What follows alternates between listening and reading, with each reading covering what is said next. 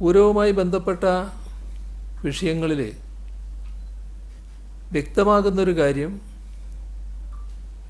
കേരളത്തിലെ സാമൂഹ്യ അന്തരീക്ഷത്തെ അട്ടിമറിക്കാനുള്ള ശ്രമങ്ങൾ അവിടെ നടന്നിട്ടുണ്ട് എന്നുള്ളതാണ്. അത് വ്യക്തമായ ലക്ഷ്യത്തോടെ ആസൂത്രണം ചെയ്ത കാര്യമായിട്ടാണ് കാണാൻ കഴിയുക. അങ്ങനെ സംശയിക്കാനുള്ള അനേകം കാര്യങ്ങൾ റിപ്പോർട്ടിൽ കാണുന്നുണ്ട്. അത് ഗൗരവമായാണ് സർക്കാർ കാണുന്നത്. തെരഞ്ഞെടുപ്പ് ലക്ഷ്യം മുൻനിർത്തി അരങ്ങേറിയ ഒരു ആസൂത്രിതമായ നീക്കം അവിടെ ആവശ്യങ്ങൾ ഉന്നയിക്കുമ്പോൾ നിയമപരമായി അനുവദിക്കാൻ കഴിയാത്ത ആവശ്യങ്ങളെന്ന് പൂർണ്ണ ബോധ്യമുള്ളവ തന്നെ ബോധപൂർവം ഉന്നയിക്കുക, അതിൻ്റെ മേലെ പ്രശ്നങ്ങളുണ്ടാക്കാൻ നോക്കുക. അത്തരം പ്രശ്നങ്ങളൊക്കെ ഈ റിപ്പോർട്ടിൽ പരാമർശിക്കുന്നുണ്ട്. അപ്പം അങ്ങനെയുള്ള ഒട്ടേറെ കാര്യങ്ങൾ റിപ്പോർട്ടിൽ പരാമർശിച്ചവയുണ്ട്. അവയെല്ലാം ഉൾപ്പെടെ അവിടെ നടന്നിട്ടുള്ള കുറ്റകൃത്യങ്ങൾ അന്വേഷിച്ച് കണ്ടുപിടിച്ച് ഭാവിയിൽ തൃശ്ശൂർ പൂരം ഭംഗിയായി നടത്താനുള്ള സംവിധാനമൊരുക്കുക എന്നത് തീർത്തും അനിവാര്യമായൊരു കാര്യമാണ്. ഇവിടെ നമ്മുടെ സാമൂഹ്യ അന്തരീക്ഷം തകർക്കാൻ വേണ്ടിയുള്ള ഒരു കുൽസിത ശ്രമവും അനുവദിക്കാനാവില്ല. ഇതൊരു ആഘോഷവും ഉത്സവം അങ്ങനെ മാത്രം ചുരുക്കി കാണേണ്ട ഒരു കാര്യമല്ല. കേരളീയ സമൂഹത്തെ ആകെ ബാധിക്കുന്ന ഗൗരവമേറിയൊരു വിഷയം എന്ന നിലയിലാണ് ഈ പ്രശ്നത്തെ സർക്കാർ കാണുന്നത്. അതുകൊണ്ട് തന്നെ പൂരവുമായി ബന്ധപ്പെട്ട് ഏതെല്ലാം തരത്തിലുള്ള കുറ്റകൃത്യങ്ങൾ നടന്നിട്ടുണ്ട് അത് സംബന്ധിച്ച് ഗൗരവമായി തന്നെ പരിശോധിക്കുക. ഭാവിയിൽ ഒരു തരത്തിലുള്ള പ്രശ്നങ്ങളുമില്ലാതെ ഭംഗിയായി പൂരം നടത്തിക്കൊണ്ടുപോകുന്നതിനുള്ള ഉറപ്പുണ്ടാക്കുക. ഇതാണ് മന്ത്രിസഭ ഇന്ന് ഈ റിപ്പോർട്ടുമായി ബന്ധപ്പെട്ട് ഗൗരവമായി ചർച്ച ചെയ്തത്. അതിൻ്റെ അടിസ്ഥാനത്തിൽ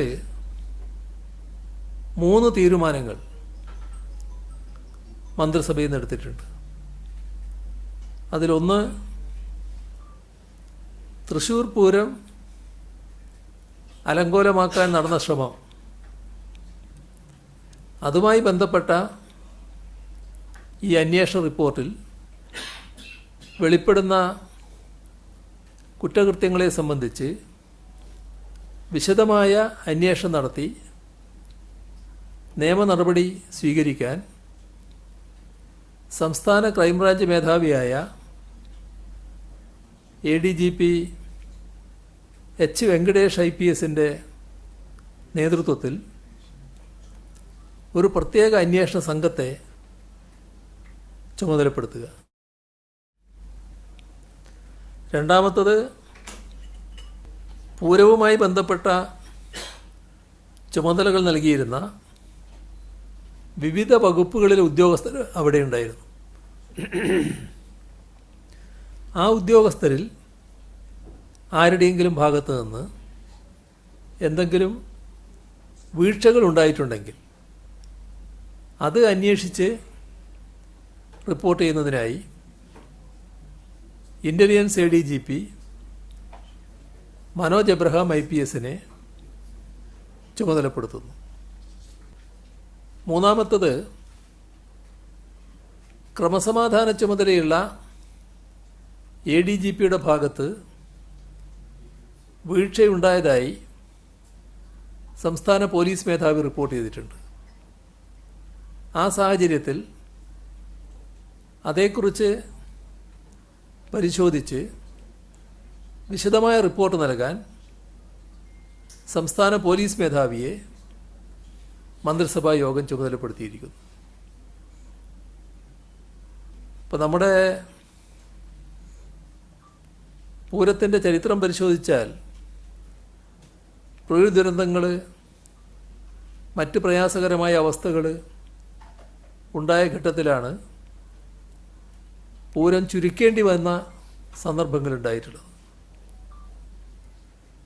അത് നമ്മുടെ സംസ്ഥാനത്ത്